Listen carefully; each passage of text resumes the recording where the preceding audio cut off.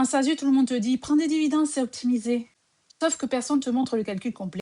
Et quand tu le vois, ça change tout. Je vais te montrer ce que tes dividendes coûtent vraiment et pourquoi le salaire que tu fuis peut parfois te laisser plus dans la poche. En SASU, le discours classique, c'est quoi? Prends un maximum de dividendes et verse-toi le moins de salaire possible. Pourquoi? Parce que les dividendes sont soumis à la flat tax, 31,4%, je vous rappelle, en 2026, au lieu de 30% en 2027, contre 75 à 80% de charges sur les salaires. Alors le calcul, il paraît évident. Sauf qu'on ne t'explique jamais ce qui se passe avant. Parce qu'avant de te verser les dividendes, il y a l'impôt sur les sociétés, l'IS, il passe en premier. Ta société fait 50 000 euros de bénéfices. L'État prend d'abord l'IS. Si tu es une PME éligible, et la plupart des SASU le sont, tu paies 15% sur les premiers 42 500 euros, puis tu paies 25% sur le reste.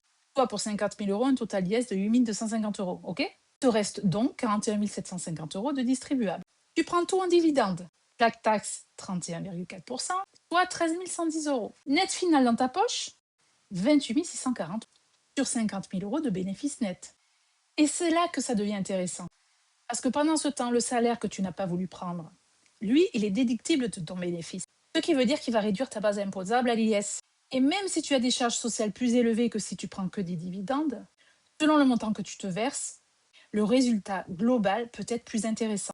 Oui, parce que c'est pas fini. Le vrai piège, c'est de raisonner en charge globale. Tu te dis 31,4% de flat tax, toujours moins que 75% de charges sociales.